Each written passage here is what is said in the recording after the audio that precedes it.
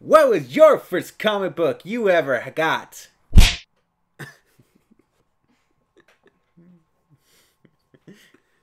Guys, welcome back to Comic Book Punch. Today we're going to be talking about our first comic books we ever received, I guess. Purchased. Or got purchased. Given. Were given. Gotten. Or mom gave us money and told us to go buy something fun. We love mom. Thanks, Mom. So I have actually a stack because I got a. Was it? It was a bundle. Oh, combo pack, a deal. And I see you got yours framed here. Yeah, we'll talk about that.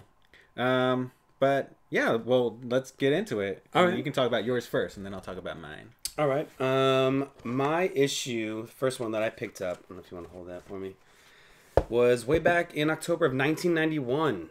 Issue number 1, X-Men. This is probably why I'm such a huge Marvel fan. I fell in love with it. It's one of my favorite comics, also just simply because it is my first issue, and actually took it to the Long Beach Comic Con last year and got it signed by the writer Chris Claremont. I don't know if you can see it, but I'm super excited. That's why that's why it's framed right there. Yeah, it was great. It was great. So the whole thing happened. Yeah, and then he tried to go take it to the, which I didn't know. I didn't know you had to pull the grading company to come view the signing in order for them to actually grade it properly. If I take it to them after it's been marked, they'll give you a different grading value, which I didn't know. Well, because they'll look at it as it's been marked. It's just got ink on it. I was like, the guy's right around the corner. Like, why can't? But nothing. Anyways, that's a whole nother rant. But yeah, this issue is awesome. I think this one had a major impact for comic books in general. I mean, this issue was so popular. I think it holds the Guinness World Record for the #1 selling comic. I think it's actually at 8.1 million copies that are sold today. Yes. But the interesting thing about this is when they produced this, they were kind of thinking about comic book collectors in general. You know, there was a lot of rare issues and people were making money off of them. So they figured, yeah, let's just make a whole bunch of #1 issues, sold them all. And now there's really no need for them. It's kind of everyone has one. So the value of the comic isn't really that high, even though, you know, it is signed. But personally, it's unvaluable to me. It's great. It's a great comic. And another cool thing about this comic, it's Jim Lee's the artist, and he's probably like my #1 artist that's out there. His work is amazing. Yeah, I follow anything that he does. I follow him on Instagram and stuff, on Facebook, and he's awesome. He's awesome. He produced the cover for this issue. There was actually 4 variant covers that if you put together makes one kick-ass X-Men poster, which is super, super awesome.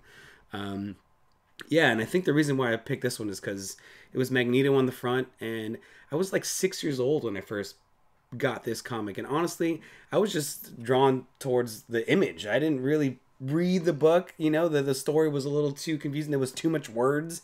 I kind of just flipped through the pictures and kind of made up my own storyline, but it was Jim Lee that really brought me together to this. And then was the storyline that you made up for yourself? It was so awesome. Close? It was awesome. Was it close to the actual story? No, not at all. Not at all. But I read it back a couple months ago, and the storyline's very good. It's very good. It links back to I think Uncanny X-Men. I forgot what issue, but Jim Lee starts doing issues for Uncanny X-Men, and then he does his own series. He does, I think, 11 issues, the first 11 issues, and then it goes on to continue for I don't know how long. Forever. But yeah, forever. But Jim Lee, Chris Claremont, I mean, it's a good team. Good team. It was very good. I love the series. Awesome. Man, that is a really cool cover. It's so good. It's so good. His style is just amazing. But now you got to get it signed by Jim Lee. I know. That's the goal. That's the goal. That would be awesome. All right. Now, for me, I have 4 different comics here. And they're all Pokemon. Because I got these back in... It had to be when Pokemon first came out. Which was like in America, which was 98. I mean, it's been around for a long time, right? But in the States... Yeah. But in the US, it was 98. So I either got it in 98 or in 99. Okay. So within that year. And I don't have as much information on it as you have about yours. Okay. Or anything super exciting. I mean, as you can see, I don't have any of them signed. But it's not really close at all to like the Pokemon TV show at all. This is really different because Ash finds Pikachu inside his house, like in the walls. What? Like, yeah, just like chewing on the wires and everything. That's crazy. And then he goes and takes them, and then he goes to school to become a Pokemon trainer.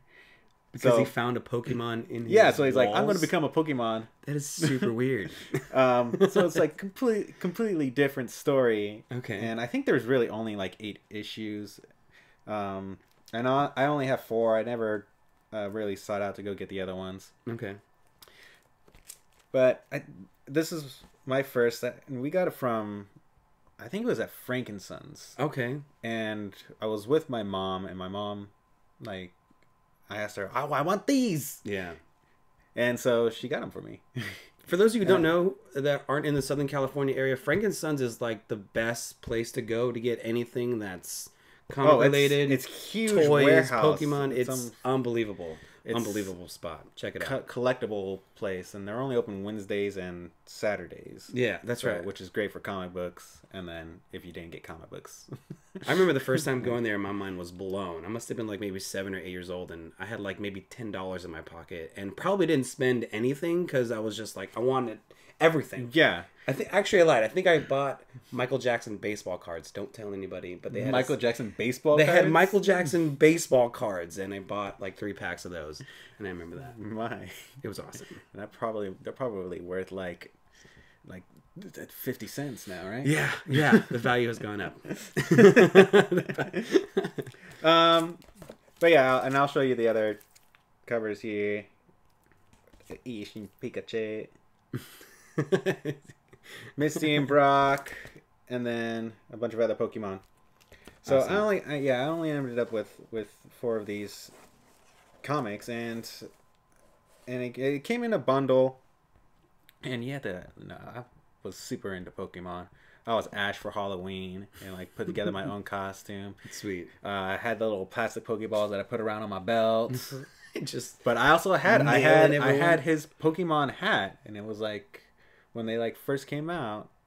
My mom bought me the hat, Ash's hat, and I have no idea where it is, and I'm so sad about that. That's a whole nother episode where we talk about our lost toys that we never get back. Right. Ghostbuster trap, Pokemon hat. It's depressing. Oh my gosh. Oh, and I'm not gonna get into it.